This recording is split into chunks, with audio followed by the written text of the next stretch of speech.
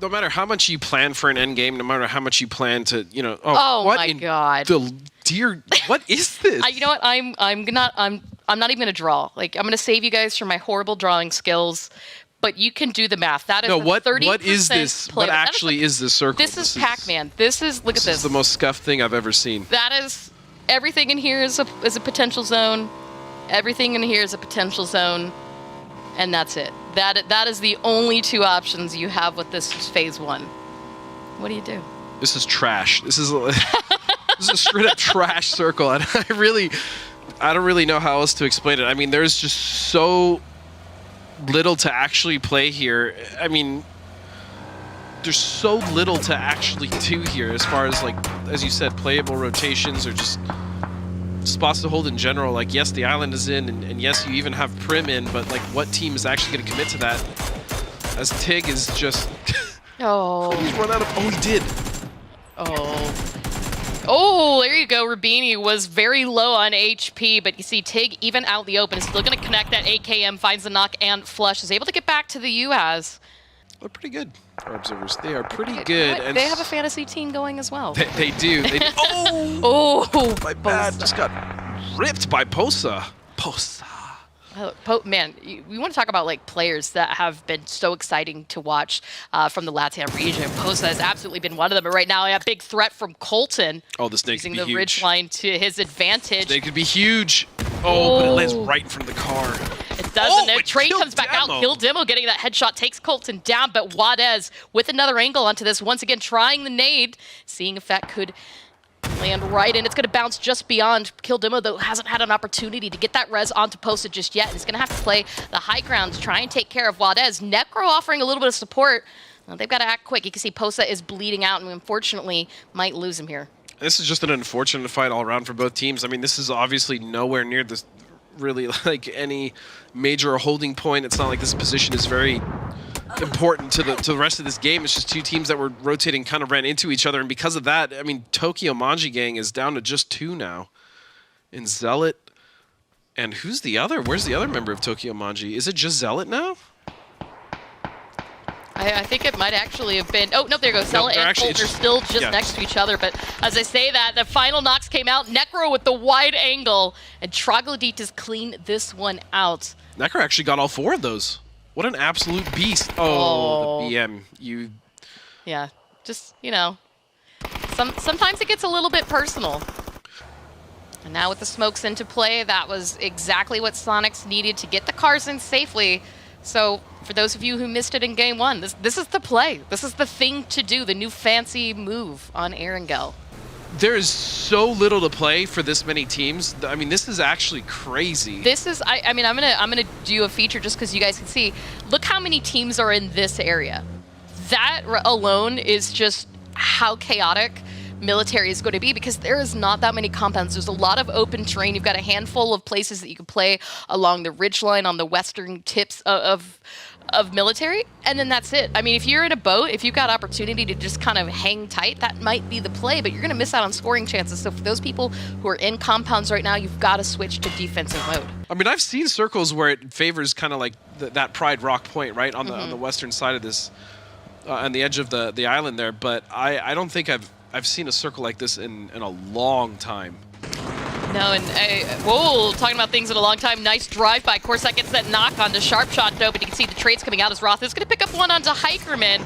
But now caught out in the open, Roth with nowhere to go, does get knocked, and bing bang boom eliminated early as they go down into 15th place. Smokes out from Corsac to get that res, and Dodge with 5 kills to show should be able to recover from this. But as I say that, you can start to see United moving in on this. Though. Yeah, United is potentially in a position to sandwich here as we see Relo and Kickstart driving in, and Dodge is right underneath him. That should be a knock for Snakers. He's going to find it. And Dodge is now in a bit of trouble here. And I say a bit, they're in a lot of trouble here. That high ground, though, United using it to their advantage. Corsac was able to get some damage there on some members of Snakers. Zera, I think, found Flood, actually. Yeah, it's distance, really from range, too. I mean, 22 are just on the other hill. They've got the high ground across from this fight. And so you can see just even in the mini-map, that's where some of those tracer bullets are coming from. But as well, Fiumba and Sonic starting to fight. There's the picture-in-picture right now as Capitan is trapped being chased by members, of LG. Yep. And getting Capitan down to 5. Emmy trying to find a better angle to support his teammates along with Rebo. As work being put in along the bridge. But right now, the story, E United trying to clean out what's left of Dodge. And they still need to focus not only on getting in the zone, That's but huge. There you go. As Dodge gets taken down, look at those pops of green in the distance, Dustin. Rumblers is coming in behind this fight. This is just, again, this is a very difficult fight because it is possible for a third-party situation. But fighting on the side of this hill is just awkward in general, right?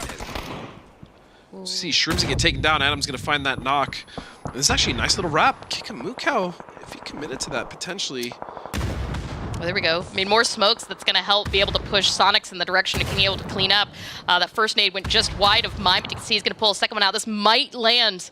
If he goes right where he's aiming, that could take out two, potentially three members of him. Mime gets taken down. Cow with the quick flush.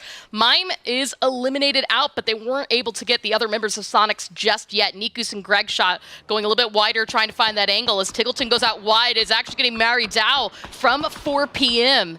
That's going to make things a little bit spicy for the Sonics. I really love what Adam just did there. He saved Cow. I mean, Mime was coming across for that peek. Cow was aware of it, but Adam covering his back, beautifully played that duo right there. Yeah, and now, I mean, look at the minimap. You actually have Benya from Synergy starting to wrap in through the backside of Wildcard. So as Nikus and Greg Shot find 2 knocks onto members of Sonics, they get eliminated. Shrimsy getting taken down by Viz. It's the sandwich of teams, but now Synergy, the last 2 players still up and standing, finding those knocks onto members of Wildcard with the assistance of 4 p.m. And the battle for the North continues as that nade is going to find that last flush on Aniku's. Waika Kamukau and Greg Shot trapped out in the open. Greg Shot with nothing but a rock to protect him, and you could see Viz completely locked into this fight. But now it's going to be Guri, and they're going to be pushing onto the compound of Trog. Again, I said this is not the easiest compound to hold because it's really just a shack and a one-story, let alone an actual compound. And Trog now using every piece of utility. That nade actually goes through the window and a door. Kill Demo doing damage on all 4 members of Guri. Did manage to find 1 knock onto that position. Guri, unfortunately for them, though, have been holding on to all of their utility, waiting for these late-game fights. That's what they like to do. It's what we saw from them in the LCQ. And they're coming into this one moderately healthy. BTT working on that res. As Kill Demo starting to creep out of the compound, doesn't quite have the line of sight. You can hear the bullets coming out, and that pressure is going to push him back just a little bit. Meanwhile, Necro working on trying to get that res to post. It touches him just at the last second to try to keep him up and alive. Nope. But Necro's got to be real careful. You can see Kill Demo just trying to stay up and alive as the smokes giving him just a little bit of coverage. Necro finds one, immediately tries to focus on the trade, but it's not really much time. He's got to do something about it, but Guri cleaned this one out. Beal gets knocked, but there's time for recovery.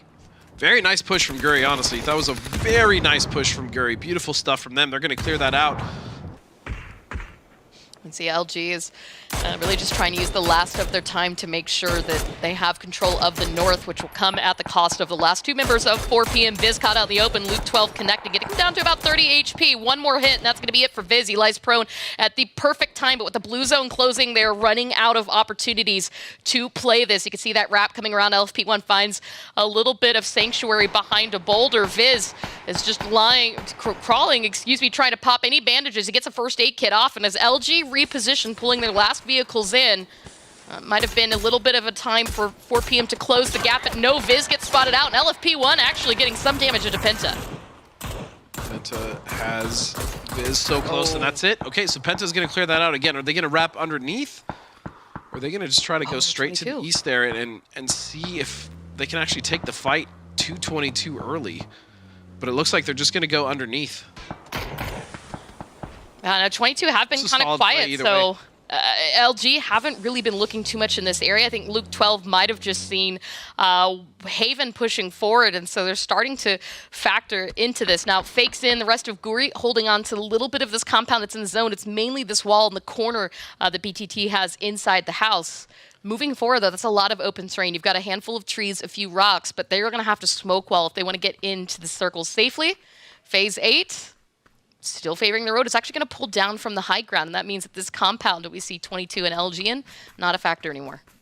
This is really just going to be a waiting game of who moves first, who moves last, and who is going to push onto who. All three teams coming into this as a 3-man. Now, Penta takes on a bit of damage from 22. Gizeta trying to follow it up with a nade, hoping to find a knock onto this. It goes just a little bit too far, but Luke 12 getting one right on top of him. The Rock taking a bit of that damage, so Gizeta still standing at 58 HP, but you can see 22 not breaking away from this. The Groza out. Alo looking for an opportunity to find a knock, and I mean, if you're Guri, it's now or never if you want to look for that opportunity to push forward into the zone. You're not wrong, and Guri is just still kind of hanging tight. This is quite literally probably their best opportunity to get out of that position. And potentially even get a little third party here, or just move up to the hill. There is like a small ridge, a tree, maybe someone could post up and try to play a little bit of a forward position here, but 22's been decent enough to kind of just keep track of them and look over, but Luke is going to find that first knock, and this could potentially open things up. Yeah, I mean, with Haston going down, he was some of the biggest pressure that Guri had received, and you can see the second that happened on the kill feed, they used that as that opportunity to move, knowing full well that 22 didn't have eyes on him, but there you go! Penta, Luke 12, and Alo getting full credit for that wipe. It is now a 3v3 LG with the high ground, and they've got all the room to work with, as Guri could find themselves trapped out in the open. You talked about rocks and trees. That's exactly where they went. But as the circle closes out, we're just outside of the road. This could be a favor for Luminosity to use. This is 100% a favor to Luminosity. Again, yes, they did kind of move up, but the problem is they didn't move up enough. That fight was their opportunity to cross, and they just didn't take it. Penta with 2 knocks, finds Beal, gets the 3rd, and with that, Luminosity Gaming win match number 2 with 15 kills. Man, Luminosity looks so good right now, do they not? I mean, this is what we've been wanting from. This was the expectation. They missed ESL 2, and we were wondering what had happened to this squad coming into this event. This is the start. This is the passion. This is the energy we wanted to see from these guys. I think it's also kind of ironic considering how much STK